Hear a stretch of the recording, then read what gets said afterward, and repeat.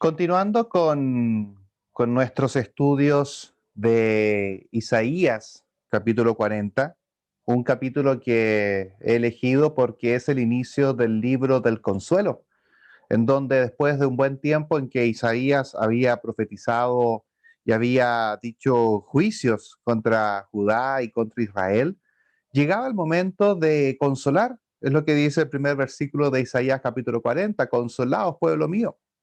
Y dentro de este consuelo, hoy nos toca seguir avanzando en este capítulo y vamos a hablar el día de hoy sobre la certeza. Ese es el título del mensaje de esta tarde, la certeza, que viene de la derivación del español de lo que es cierto, ¿verdad? Lo que es cierto, por lo tanto, es una certeza. Y cuando vemos la definición de certeza en el diccionario de la RAE del español, hay dos definiciones que se dan respecto a lo que es la certeza, como bien digo, que deriva de lo que es cierto. La primera definición es conocimiento seguro y claro de algo. Fíjate en esa definición. Dice que es conocer, que es saber aquello que tú estás seguro y algo que es claro. Por lo tanto, viene de algo que es cierto. Pero la segunda definición es la que más me llama la atención, que da la RAE sobre lo que es la certeza. Y es una firme adhesión de la mente a algo conocible, sin temor de errar. Fíjate la definición de certeza, la repito, es una firme adhesión de la mente, es como algo que está pegado, que no lo puedes sacar, que simplemente no hay duda, es una firme adhesión de la mente de algo que es conocible, es decir, que tú has visto, que tú has analizado, que tú crees, y dice al final de la definición, sin temor de errar. Es decir, es tan cierto y es tan certero desde la certeza, ¿no? Lo que tú crees, lo que tú piensas, que no sientes, que sientes, perdón, que actuando en base a esa creencia, no vas a tener temor de errar. Y muchas veces estas certezas que podemos llegar a tener en nuestras vidas son las que nos llevan a nuestro actuar, son las que van a determinar qué vamos a hacer, cómo lo vamos a hacer, va a determinar también en qué dedicamos nuestro tiempo, qué es lo que nuestra boca va a hablar. Todo lo que nosotros vayamos a hacer va a ser según a la certeza que esté en nuestro corazón, esta firme adhesión a la mente. Hubo un hombre que habló con mucha certeza. Hubo un hombre que tuvo un pensamiento en su mente que sabía y decía, yo tengo que pelear por esto. Y tenía esta firme adhesión a la mente y hablaba con mucha certeza, con mucha convicción. Y fue tanta la convicción de este hombre que producto de su actuar y de su manera de pensar tan firme, le costó la muerte. Y hoy en día nosotros lo recordamos en un discurso muy conocido por la humanidad, donde él dijo, hoy les digo a ustedes, amigos míos, que a pesar de las dificultades del momento, yo aún tengo un sueño. Es un sueño profundamente arraigado en el sueño americano. Sueño que un día esta nación se levantará y vivirá el verdadero significado de su credo. Afirmamos que estas verdades son evidentes, que todos los hombres son creados iguales. Sueño que un día en las rojas colinas de Georgia, los hijos de los antiguos esclavos y los hijos de los antiguos dueños de esclavos se puedan sentar juntos a la mesa de la hermandad. Sueño que un día incluso el estado de Mississippi, un estado que se sofoca con el calor de la injusticia y de la opresión, se convertirá en un oasis de libertad y justicia. Sueño que mis 4 hijos vivirán un día en un país en el cual no serán juzgados por el color de su piel, sino por los rasgos de su personalidad. Hoy tengo un sueño. Sueño que algún día los valles serán cumbres y las colinas y las montañas serán llanos. Los sitios más escarpados serán nivelados y los torcidos serán enderezados. Y la gloria de Dios se verá revelada y se unirá todo el género humano. Hoy tengo un sueño. Lo más peculiar de este discurso de Martin Luther King, que fue dicho un 28 de agosto del año 1963, todavía lo recordamos. Y lo recordamos ¿por qué? Lo recordamos por la convicción que tiene este discurso y por la certeza, ese sueño que tenía este pastor bautista, este sueño y esta certeza de un mundo en donde no existiese esclavitud ni racismo, que era muy fuerte en esa época, lo recordamos hoy en día. Él tenía 34 años cuando dio este discurso al frente del monumento Lincoln en Estados Unidos. Y 5 años después de él haber dicho este discurso que remeció a toda la humanidad, un curso que le conocemos como Yo tengo un sueño, I have a dream. 5 años después murió en un hotel en Memphis, en Tennessee, muerto a disparo por un francotirador, por un hombre blanco extremista que había escapado de la cárcel. Y muchos de sus cómplices todavía nunca fueron en realidad identificados. Eso es hablar con certeza. Y también lo que más nos debería llamar la atención de este discurso, no solamente que lo recordemos hoy en día, sino que fijémonos en las partes que están escritas al final de su discurso, que poca gente lo lee. Siempre nos quedamos en el título, ¿no? I have a dream, yo tengo un sueño, nos quedamos en el título. Pero Martin Luther King cita Isaías capítulo 40. Releo la parte final que está en cursiva. Sueño que algún día los valles serán cumbres y las colinas y montañas serán llanos. Versículo 3, versículo 4, versículo 5 de Isaías 40. Los sitios más escarpados serán nivelados y los torcidos serán enderezados. Y la gloria de Dios será revelada y se unirá todo el género humano. Eso es hablar con certeza. Y no me cabe duda, y encuentro muy lógico que Martin Luther King hubiese elegido un pasaje de Isaías 40 para hablar de la certeza. Él decía una creencia, lo decía de verdad. Si uno escucha el discurso original, intentando haber hecho una representación muy humilde, es alguien que habló con mucha certeza y que por supuesto lo recordamos hasta el día de hoy. Eso es, sin duda, hablar con certeza. Recordemos la definición que estamos hablando de la certeza, es la firme adhesión de la mente a algo conocible sin temor a errar. Así como Martin Luther King, cuando nosotros tenemos una certeza, esa certeza cambia nuestra vida, cambia nuestra dirección. Cuando tú crees algo, y no solamente Martin Luther King, cualquier personaje histórico de nuestro mundo que ha tenido una certeza, que ha querido batallar una lucha, que ha querido ir a favor de la justicia, a favor de la igualdad, grandes personajes de la historia, son personajes que tienen esta certeza y esta certeza los hace cambiar su vida, cambian su dirección, cambian su destino. También cuando tú tienes una certeza en tu mente, hay cosas que van a adquirir valor, que para ti van a ser de suma importancia porque tú realmente lo crees. Y hay otras cosas, por supuesto, que frente a esta certeza se van a desvalorar, se desvaloran y por lo tanto se botan, se destiñen. Y a veces olvidamos tener esta certeza que nosotros tendríamos que tener como cristianos. Porque si Martin Luther King, independiente en nuestros pensamientos de su discurso, pensamiento político, si él es capaz de tener esa certeza y de creerlo y de profesarlo y de predicarlo, a mí me encantaría tener un poquito de esa certeza, un poquito de esa seguridad. Y la pregunta que tenemos que hacernos como cristianos y cristianas es, ¿cuál es la certeza que deberíamos tener entonces en nuestro corazón? Según el profeta Isaías, ¿qué es lo que nosotros deberíamos tener adhesionado a nuestra mente sin temor a errar? ¿Cuáles son las cosas que Isaías nos quiere enseñar como aquellas que no deberíamos por qué dudar?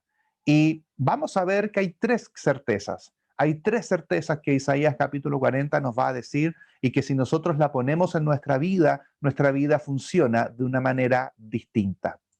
La primera de ellas en el versículo 9, que es el que nos toca el día de hoy. Isaías capítulo 40, versículo 9, En la Biblia textual vamos a leer este versículo. La primera certeza dice así: súbete a un monte alto, oh Sión, anunciadora de buenas nuevas.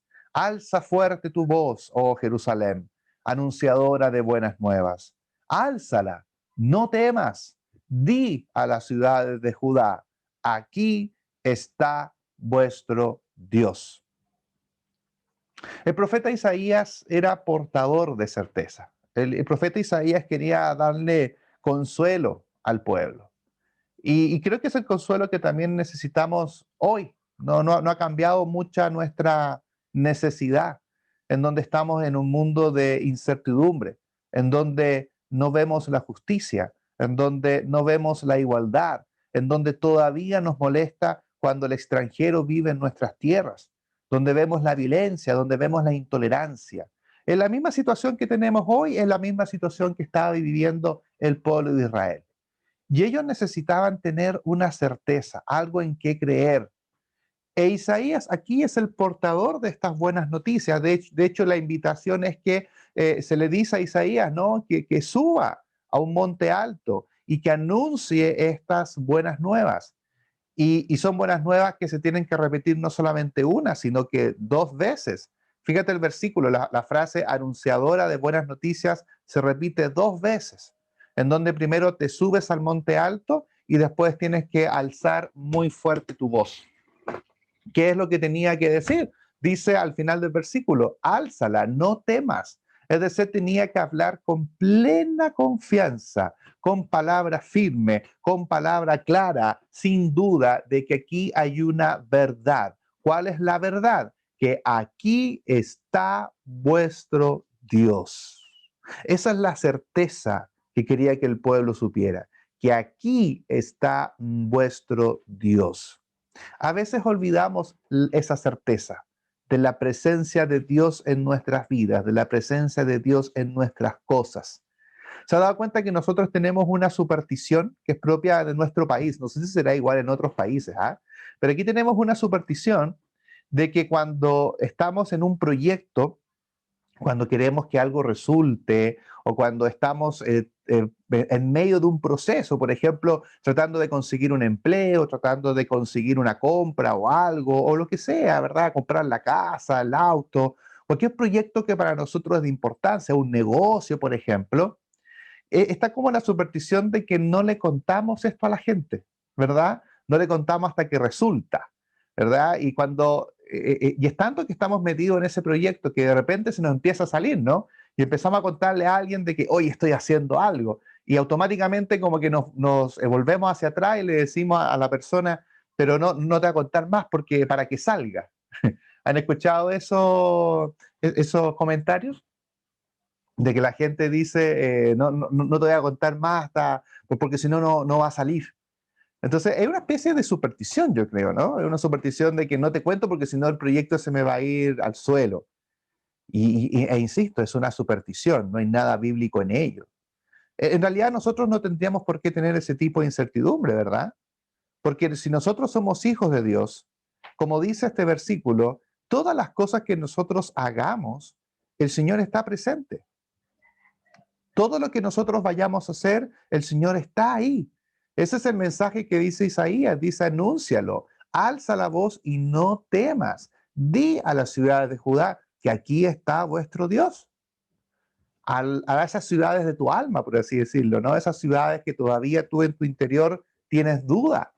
El mensaje es: dilo, cuéntale a la gente tu proyecto, no tengas temor, porque aquí no hay superstición, aquí está la presencia de nuestro Señor. Dice: aquí está vuestro Dios, y esa es una verdad, esa es una certeza.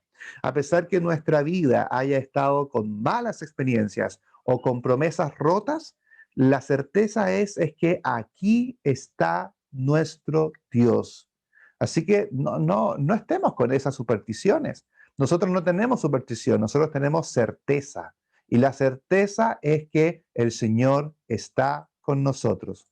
Dice un versículo de apoyo en Isaías también 62. Dice el versículo 11, hablando de esta certeza. He aquí que Jehová hizo oír hasta lo último de la tierra. Decid a la hija de Sión, he aquí viene tu Salvador, he aquí su recompensa con él y delante de él su obra. Me encantan a mí estos versículos de certeza, estos versículos de verdad, en donde no hay duda en su palabra. Dice, aquí viene el Salvador, o sea, efectivamente aquí viene.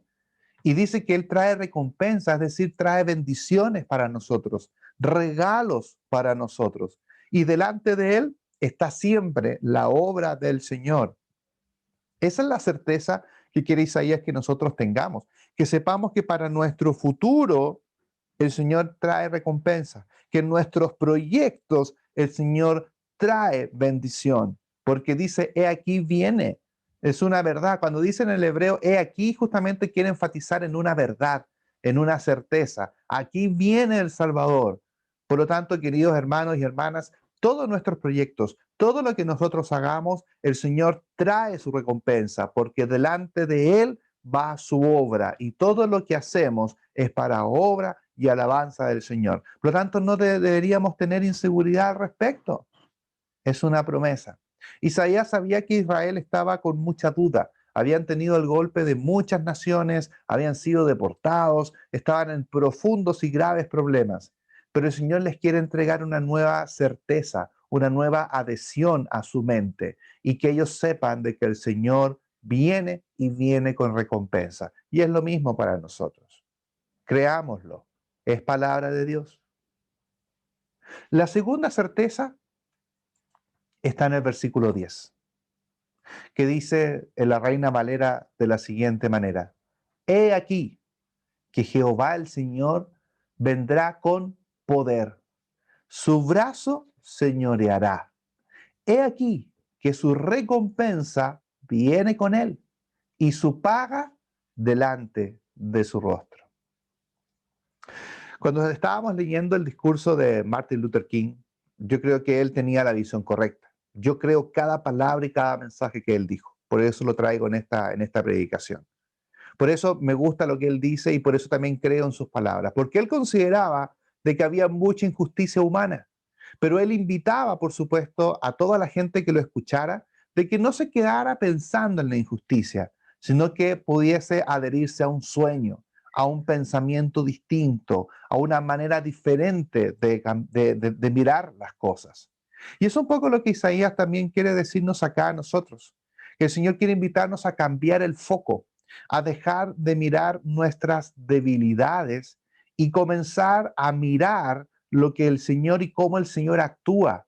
Dice en la primera parte del versículo que Jehová el Señor viene con un poder. Dice con poder representado en un brazo. Sí, es interesante ese concepto del brazo que aparece mucho en el Antiguo Testamento, en donde es el brazo el que da efectivamente el poder. Dice que su brazo señoreará, porque es un brazo con poder. Y ese brazo y el Señor viene con recompensa y viene con la paga delante de su rostro. Cuando estamos en medio de las dificultades, así como lo estaba Israel, tenemos que empezar a enfocarnos en este brazo, por así decirlo, también en la ayuda que el Señor va a traer, en este sueño que tenía también Martin Luther King en su mente. Probablemente usted tiene un sueño de hacia dónde usted quiere llegar. Y es el sueño el que muchas veces también nos motiva. Y sabiendo que el brazo del Señor está adelante con poder para poder ayudarnos. Hay una anécdota que la tengo apuntada en esta prédica, que nos sucedió hace muchos años con mis papás cuando estábamos de vacaciones en Cunco, en un pueblo que está hacia la cordillera, desde Temuco hacia la cordillera. Y estábamos los tres vacacionando. Y en ese tiempo era un camping que tenía muy poca gente. Habían como dos carpas, entre ellas una era la nuestra. Y el dueño del lugar nos entregó a mi padre y a mí dos caballos, una yegua y un caballo. Y nos dijo que tomásemos los caballos para pasear y le preguntamos hacia dónde podíamos pasear. Y él nos dijo, miren, vayan derechito hacia allá. Nos mostró un sector vasto de no sé cuántas hectáreas eran. Y vayan para allá, mucho rato nos decía, y van a encontrar un arroyo, van a encontrar un río, un lugar muy bonito. Y dijimos con mi papá, bueno, qué difícil puede ser esto. Vamos. Nos subimos los caballos y partimos. En realidad parece que los caballos no querían caminar ese día porque cada vez que nosotros tratábamos de ir hacia adelante, los caballos se devolvían.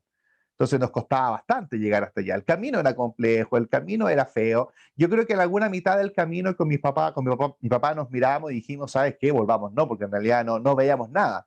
Veíamos que había un bosque allá al fondo y no escuchábamos ningún río. Y hasta llegamos a pensar de que el dueño del lugar nos había mentido, pues, de que nos había mandado a cualquier parte.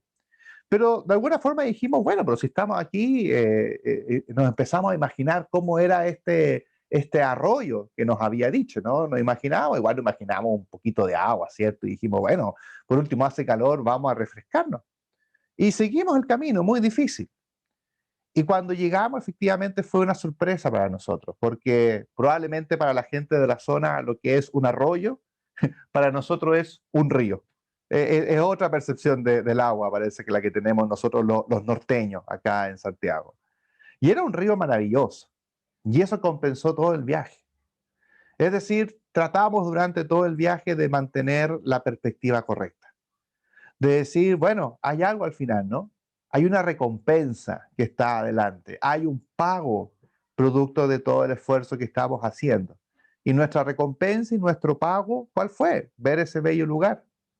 Y ese es un ejemplo muy pequeño que si lo vamos llevando esa misma lógica a todas las cosas que hacemos en la vida, todos nuestros proyectos, todos nuestros planes, ¿qué nos mantiene hacia adelante? Tres cosas según este versículo: el brazo poderoso del Señor, la recompensa que está al final del camino y el pago que el Señor siempre nos da. Y esa es una certeza. Insisto en la primera frase del versículo que dice, he aquí, dice, ¿no? Habla de la certeza. El mismo versículo, pero explicado en otra versión, dice, llega el Señor con poder, sometiéndolo todo con la fuerza de su brazo. Esa es una certeza. Cuando el Señor está con nosotros, el Señor no llega tímidamente, el Señor llega con todo, llega con poder y lo somete todo a su voluntad cuando dice con la fuerza de su brazo. Podemos, si queremos, estar todo el día contemplando cómo nuestra vida se debilita, podemos contemplar cómo tenemos nuestras carencias, pudiésemos contemplar todas las dificultades, los problemas de salud que estamos teniendo. Podría pasar todo el día pensando en las enfermedades que tengo, en las pastillas que me tengo que comprar y que tengo que tomar, o puedo hacer un cambio de foco, puedo tener una nueva certeza adherida a mi mente, que es la presencia de Dios y que es el poder de Dios, que está con un brazo seguro, con ese poder que puede derribar a los gigantes de la vida. Según lo que nosotros miremos, va a ser lo que va a llenar nuestro corazón. Si yo, insisto, miro mis dificultades y mis carencias, eso va a estar llenando mi corazón y la certeza del hambre va a llenar mi mente. Pero si yo controlo mi visión, mi corazón cambia. Cuando yo pienso en lo que de verdad es correcto y es pensar en estos versículos y adherirlos a nuestra mente, de cómo el Señor llega sometiéndolo todo con un brazo poderoso. Y la última certeza que muestra este mismo capítulo, la tercera, es la que está en el versículo 11. Dice según la versión de la Biblia textual, como un pastor apacentará su grey, recogerá a los corderitos en sus brazos, los llevará en su regazo y sustentará a las recién paridas. Por un lado, teníamos en el versículo 10 y veníamos conversando de este brazo poderoso, ¿cierto? De este brazo que llegaba con poder. Y uno se imagina este brazo golpeando la mesa, bajando la mano y siendo poderoso. Y al versículo siguiente es un brazo distinto. ¿Se percatan? Es un brazo que apacienta la grey. Y eso es el brazo ya no de un luchador, no es el brazo de alguien que tiene el poder, sino que es el brazo de un pastor. Que así como habíamos leído este brazo poderoso, acá en este versículo dice que recogerá a los corderitos en sus brazos. Aquí vemos un brazo distinto, vemos un brazo con ternura, un brazo que lleva en su regazo a aquellos, a las recién paridas, y las sustenta también con el mismo brazo. ¿Y no es acaso lo que nosotros necesitamos en nuestras vidas? Por un lado necesitamos poder, ¿cierto? Por un lado necesitamos que nuestros proyectos se cumplan. Por un lado necesitamos que las cosas se ejecuten y que sean ciertas y vivir la recompensa de todas ellas. Pero por otro lado también necesitamos un brazo que nos consuele, un brazo cuando nos caemos. Porque como nosotros cuando emprendemos viajes y caminos y rutas de proyectos, muchas veces se caen estos proyectos en la mitad o vivimos dificultades. Sabemos que la recompensa está al final y sabemos que el brazo poderoso del Señor hace todo para que lleguemos cuando su camino va para el Señor. Pero también en ese camino, en esa ruta, hay dificultades, hay dolores, hay caídas, hay tropiezos y necesitamos alguien que nos levante. Necesitamos un brazo tierno que nos pueda sustentar y darnos todas las cosas en su debido tiempo, cuando las necesitemos. Y esa es una certeza, y esa es una gran verdad. Por eso emprendemos nuestros proyectos, por eso Isaías levanta al pueblo de Israel y les dice, vayan hacia adelante. ¿Por qué? Porque no tengan temor, vivan la certeza de que el Señor va a estar con ustedes, que el Señor les va a dar su recompensa y si en el camino hay dificultades, el Señor nos va a levantar, el Señor nos va a consolar. Yo siempre he visto este versículo, el versículo 10 y el versículo 11, los he visto como la diferencia entre mi papá y mi mamá. Es una reflexión muy personal, ¿eh? Quizás ustedes lo pueden compartir en sus relaciones familiares. Pero, por ejemplo, mi padre, yo siempre me lo he imaginado y quizás ustedes lo ven como el versículo 10, ¿verdad? Mi padre es el brazo poderoso, el de la estructura, el de la ley, el de hacer las cosas. Y eso es lo que me inculcó siempre de pequeño. Cuando yo quería que las cosas se hicieran, cuando yo quería un apoyo fuerte, adivinen a quién recurría. Al versículo 10, acudía a mi padre.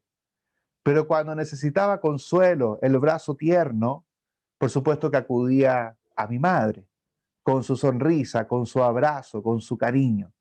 Y es como la visión de los papás y la mamá, ¿cierto? Siempre el papá tiende a ser mucho más recto, tiende a ser mucho más categórico y quizás hasta un tanto distante.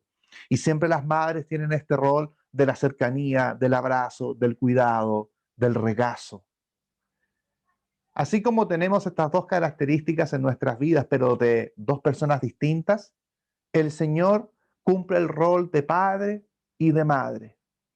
El Señor cumple el rol de padre, de ser el poderoso, de ser el brazo que nos ayuda, pero también el Señor tiene esta característica de la ayuda, del regazo y del apoyo. El Señor lucha por nosotros y el Señor también nos acaricia. El Señor muestra su poder, pero también es tierno con nosotros. Y esa es una certeza. El Señor puede cumplir todos los roles que sean necesarios según lo que nosotros necesitemos. Si necesitamos poder, el Señor viene con poder. Si necesita recogernos, consolarnos por las promesas rotas, por los asaltos, consolarnos quizás en estas cosas que nos pasan en la vida cuando nos traicionan, cuando nos roban dinero, cuando nos estafan, el Señor está ahí para poder con ese mismo brazo que nos ayuda con poder recogernos como corderitos y llevarnos en su regazo. Dice un texto de apoyo en Miqueas capítulo 5, en el versículo 4, y habla, y por supuesto Isaías 40 es muy profético, porque se sabe que todo lo que está en Isaías 40 se cumple en nuestro Señor Jesucristo. Y dice Miqueas 5:4, la versión NBI, pero surgirá uno para pastorearlos con el poder del Señor, con la majestad del nombre del Señor su Dios. Vivirán seguros, porque Él dominará hasta los confines de la tierra. El Señor, que es puesto como cabeza, que el Señor es puesto con autoridad y todo dominio, dice que el Señor iba a surgir, y por supuesto ya surgió. Y me gusta este versículo porque mezcla el concepto pastoril, el concepto de la ternura, también con el concepto del poder. Está en un mismo versículo, porque dice que va a pastorear, pero va a pastorear con poder, con fuerza y con ternura, para que vivamos seguros. ¿Por qué hay que vivir seguro? Porque Él domina hasta los confines de la tierra. Y esa es una gran certeza. Todos los proyectos que nosotros vayamos a emprender en la vida, el Señor está ahí presente. En los trabajos, a veces un nuevo empleo que estamos buscando, a veces un empleo que ya tengo, pero que lo quiero mejorar. Todos los proyectos, el Señor está con nosotros simplemente porque Él es dueño de los confines de la tierra. Él es dueño de todo. Él define cómo son las cosas y las define para su pueblo con recompensa. Yo lo creo y espero, hermano y hermana, que usted también lo crea. Y no es un pensamiento fantasioso, es una certeza. Es la certeza que Isaías capítulo 40 nos está enseñando. ¿Por qué? Porque el Señor domina y el Señor es el pastor por excelencia. Es el gran pastor. La misma promesa la dijo el profeta Ezequiel en el capítulo 34, en el versículo 14. La misma promesa para que tengamos la misma certeza. En buenos pastos las apacentaré y en los altos montes de Israel estará su aprisco. Allí dormirán en buen redil y en pastos suculentos serán apacentadas sobre los montes de Israel. Me gusta la parte que dice que allí en pastos suculentos serán apacentadas todos los montes de Israel. El Señor cada vez que nos lleva y nos pastorea y el Señor nos ayuda en todos nuestros proyectos y en nuestra vida, el Señor no escatima en que ese proyecto llegue a los mejores lugares, porque el Señor es el buen pastor y el buen pastor no da un pasto mezquino, no da un pasto de sequía, como quizás ven en la fotografía como si fuese tierra, sino que siempre nos lleva a un pasto bueno, verde, el mejor de todos, como dice Salmos 23, en delicados pastos me hará descansar, los mejores pastos. Y el Señor nos va a hacer dormir en pastos suculentos, donde nosotros vamos a ser apacentados. El Señor nunca nos va a llevar en nuestra vida, y esto es una certeza, hermanos, el Señor nunca nos va a llevar en nuestra vida a pastos que no nos den alimentos o a lugares en donde no podamos descansar, sino que podemos hoy tener la certeza que el gran pastor nos va a llevar a los mejores pastos de Judá, o en términos figurativos, los mejores lugares de nuestras vidas. El Señor nos da esa certeza. ¿Y sabe por qué lo creo? Porque el gran pastor ya lo hizo por nosotros. El gran pastor ya nos llevó a los mejores lugares. Él ya hizo la mayor labor. Cuando dice Juan capítulo 10 en el versículo 11, yo soy el buen pastor y el buen pastor su vida da por las ovejas. ¿Ve por qué yo tengo tanta certeza en esto? Porque yo lo creo. Porque el Señor nunca nos da lo poco, nunca nos da lo justo, ni tampoco lo tacaño. El Señor da en abundancia, el Señor lo da todo. Y es tan grande ese todo que el Señor es capaz en su labor de pastor de dar la vida por sus ovejas. Un día viernes de abril en el Gólgota, el Señor cumplió esa certeza y nos dice a través de su muerte de que el Señor lo va a dar todo por nosotros, simplemente porque el Señor ya lo hizo. La invitación es que tengamos esa certeza de que Jesús y el Señor va a hacer por nosotros todo lo que sea necesario. Y no tengamos duda que el Señor lo va a hacer, porque el Señor ya lo hizo una vez en la cruz y el Señor lo va a seguir haciendo. Esa es la certeza. ¿Tienes la certeza hoy de que eres feliz? ¿Tienes la certeza de que el Señor te va a ayudar en tus proyectos? ¿Sientes quizás que necesitas fuerzas para enfrentar la vida y que necesitas un poco de ternura para ser levantado? La buena noticia es que el Señor está esperando actuar en tu vida y poder cumplir todas las promesas que el Señor ha tenido siempre reservada para nosotros.